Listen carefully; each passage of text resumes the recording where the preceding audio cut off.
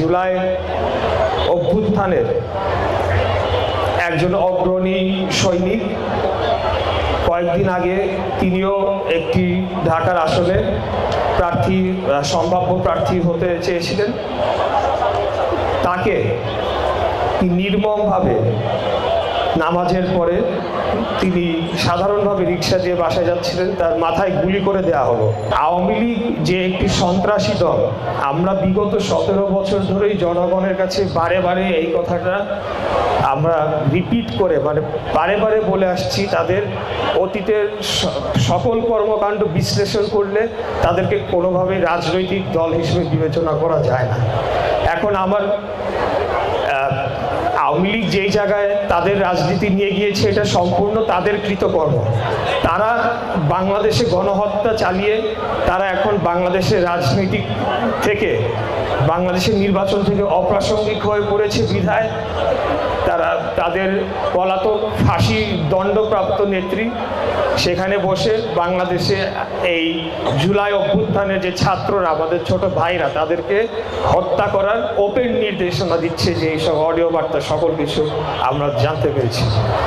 এখন আমাদের দেখতে হবে যে এই ঘটনা যাতে আর না ঘটে, এবং যে ঘটনাটি ঘটেছে হাদির উপরে, সেটার জন্য আমরা প্রশাসনিকভাবে যেই সরকারই আসবে অথবা যেই সরকার রয়েছে তারা আন্তরিকভাবে কি পদক্ষেপ নিচ্ছে আমরা দেখতে চাই। যদি তার শুটাররা দেশের বাইরে গিয়ে থাকে, তাহলে পার্শ্ববর্তী রাষ্ট্রের সাথে বিভিন্ন চ্যানেল রয়েছে, ডিপ্লোম্যাটিক চ্যানেল রয়েছে, অন্যান্য কূটনৈতিক সেকেন্ডারি চ্যানেল থাকে, তার মাধ্যমে হলো এই শুটারদেরকে ফেরত নিয়ে আসতে হবে। অথবা তারা যদি বাংলাদেশের মাটিতে থেকে থাকে, এখন পর্যন্ত যদি তাদেরকে ধরা না গিয়ে হয়ে থাকে, তাহলে এটা বলতে হবে যে অবশ্যই এখানে আওয়ামী প্রশাসনের কোনো একটি সক্রিয় গ্রুপ এই ঘটনাটি ঘটনার জন্য, তাকে পরিকল্পিতভাবে এই ঘটনাটি ঘটনার জন্য সেই সন্ত্রাসীদেরকে সহযোগিতা করেছে এবং তাকে পালিয়ে যেতে সহযোগিতা করেছে।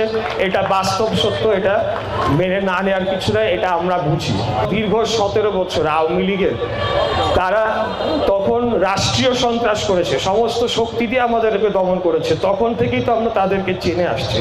আর এখন তো তারা যখন রাজনীতিতে অপ্রাসঙ্গিক হয়ে যাচ্ছে, তারা সন্ত্রাসের পথ বেছে নিয়েছে।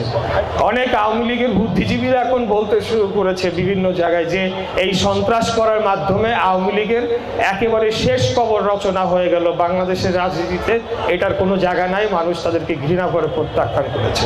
বাংলাদেশের রাষ্ট্রীয় স্বার্থে যে বিষয়গুলো রয়েছে আন্তর্জাতিকভাবে, সেই স্বার্থগুলোর পক্ষে যারা কথা বলবে তাদেরকে যদি এখন মাথায় গুলি করে দেওয়া হয়, তাহলে তো এখন বলতে হবে যে আমাদের কি মনে হয় না যে আওয়ামী লীগ ধরে ধরে আমরা এখন পাল্টা এরকম করা শুরু করি? এরকম কিন্তু ক্রোধ জাগ্রত হতেই পারে, যেটার চিত্র আমরা গতকাল রাত থেকে দেখে আসছি, এখন পর্যন্ত বিভিন্ন জায়গায় হচ্ছে। কিন্তু আমরা বলতে চাই যে সবাইকে শান্ত হতে হবে, ধৈর্য ধরতে হবে। জনাব হাদির অনেক বক্তব্য আমি শুনেছি, আমি নিজেও দেখেছি, সেও বলেছে যে একটা মিডিয়া অফিস গিয়ে ভাঙচুর করার মাধ্যমে এই আগ্রাসনবাদ যে সংস্কৃতি আমাদের উপরে চেপে বসেছে সেটা নিঃশেষ হয়ে যাবে না। তাদেরকে মোকাবেলা করতে হবে আমাদের নিজস্ব সংস্কৃতি এবং আমাদের নিজস্ব ধ্যান ধারণা, আমাদের নিজস্ব চিন্তা ভাবনাকে এগিয়ে নিয়ে যাওয়ার মাধ্যমে, যেটা আমি মনে করি একমাত্র শিক্ষা ব্যবস্থার মাধ্যমেই প্রথম সূচনাটি করা যেতে পারে আগামী প্রজন্মকে সঠিকভাবে শিক্ষিত করার মাধ্যমে।